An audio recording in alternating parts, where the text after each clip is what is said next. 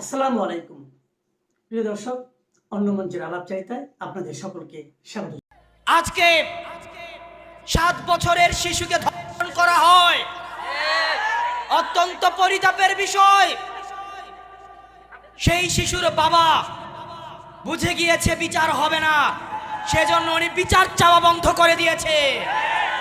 আপনারা কেউ চাঁদাবাজির জন্য রাস্তায় নেমে আসেন নাই, কেউ জমি দখল করার জন্য রাস্তায় নেমে আসেন নাই, কেউ ক্ষমতা দখল করার জন্য রাস্তায় নেমে আসেন নাই। আপনারা রাষ্ট্র সংস্কার চেয়েছিলেন, আপনারা চেয়েছিলেন কেউ যদি মত প্রকাশ করে তাকে বাসা থেকে তুলে নিয়ে আসা আর হবে না। আপনারা এমন একটা বাংলাদেশ চেয়েছিলেন যেই বাংলাদেশে গুম খুন করা হবে না। আপনি এমন একটা বাংলাদেশ চেয়েছিলেন যেই বাংলাদেশে মত প্রকাশ এবং দ্বিমত প্রকাশের দুটারই স্বাধীনতা থাকবে। আপনি এমন একটা বাংলাদেশ চেয়েছিলেন যেই বাংলাদেশে প্রধানমন্ত্রীকে আপনি প্রশ্নের মধ্যে নিয়ে আসতে পারবেন।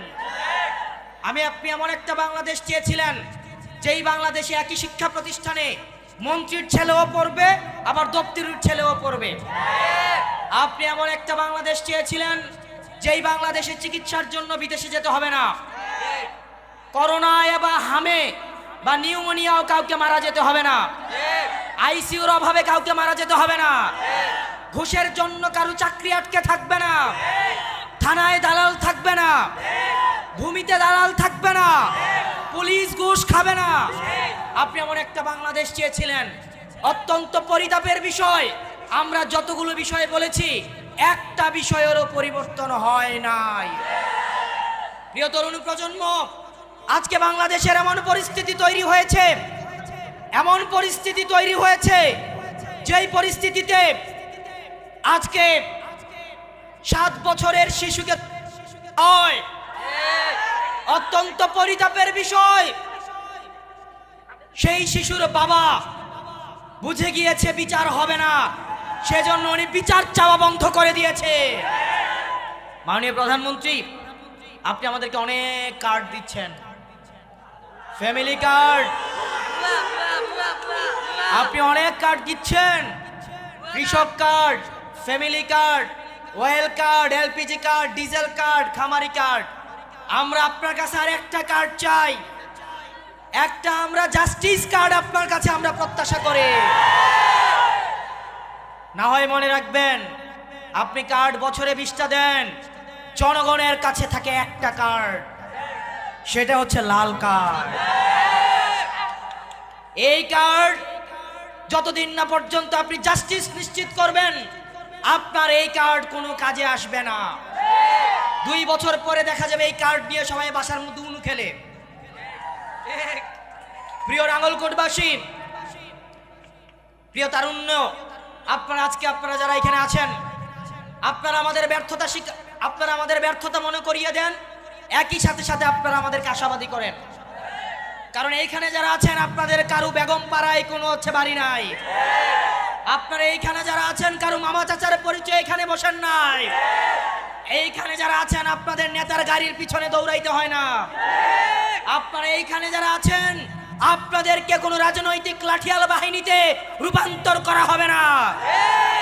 আপনারা এইখানে এমন মানুষ আছেন যারা এনসিপি যদি কোনো ভুল করে সেটার আপনারা সমালোচনা করেন।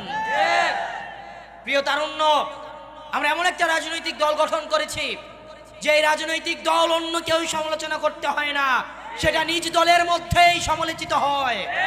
কোনো নেতিবাচক কাজ যদি করে নিজ দলের কর্মীরাই সেটাকে জবাবদিহিতার মধ্যে নিয়ে আসে। প্রিয় তারুণ্য, এই দেশটা আমাদেরকে করতে হবে। আমরা দেখেছি এই রাজনৈতিক ভাষণে রাজনৈতিক নেতারা তার সন্তানদেরকে বিদেশে রাখে দেশের শিক্ষা ব্যবস্থার উন্নতি করতে চায়। আমরা দেখেছি এদেশের রাজনীতিবিদরা নিয়মিত চেকআপ করে সিঙ্গাপুরে, থাইল্যান্ডে, সিঙ্গাপুরে চেকআপ করে এসে সে এদেশের স্বাস্থ্য ব্যবস্থা পরিবর্তন করতে চায়।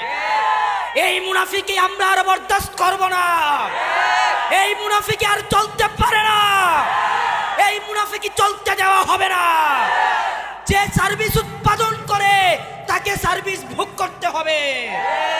প্রিয় তরুণ প্রজন্ম, আমরা দেখেছি এদেশে ইলিয়াস আলীকে গুম হতে হয়েছে, এদেশে হাদি ভাইকে হত্যার শিকার হতে হয়েছে, এদেশে আবরার ফাহাদকে হত্যা করা হয়েছে, এদেশে শহীদ আলিফকে শহীদ করা হয়েছে। আমরা একটা বিচারও আমরা পাই নাই। মাননীয় প্রধানমন্ত্রী, আমরা দেখেছি আপনার দলের নেতা কর্মীদেরকে গুম খুন হত্যা নিপীড়নের মধ্য দিয়ে এদেশের অনেকগুলা ফোর্স আপনাদের জীবনকে দুর্বিষহ করে তোলা হয়েছে। মাননীয় প্রধানমন্ত্রী, আপনাকে মনে করিয়ে দিচ্ছি, যদি ভুলে গিয়ে থাকেন, আশা করি ভুলেন নাই, তবে মনে হচ্ছে আপনার কার্যক্রম দেখে আপনি ভুলে গিয়েছিলেন। আপনার মা বাংলাদেশের গণতন্ত্রের জন্য যিনি আপসীন লড়াই করে গিয়েছেন, বেগম জিয়া 2017 সালে বলেছিলেন বিচার বিভাগকে পৃথকীকরণের মধ্য দিয়ে, আলাদা সচিবালয় স্থাপনের মধ্য দিয়ে আমরা বিচার বিভাগের স্বাধীনতা নিশ্চিত করতে চাই। অন্তর্বর্তীকালীন সরকার সেই বিষয়টি করেছিল। অত্যন্ত দুর্ভাগ্যের বিষয়, আপনি ক্ষমতায় এসে বিচার বিভাগের স্বাধীনতাকে আবার আপনি কুক্ষিগত করেছেন। আপনি আপনার মা যে প্রতিশ্রুতি দিয়েছিল, বাংলাদেশের মানুষকে যে অঙ্গীকার দিয়েছিল, সেই অঙ্গীকার আপনি ভঙ্গ করেছেন।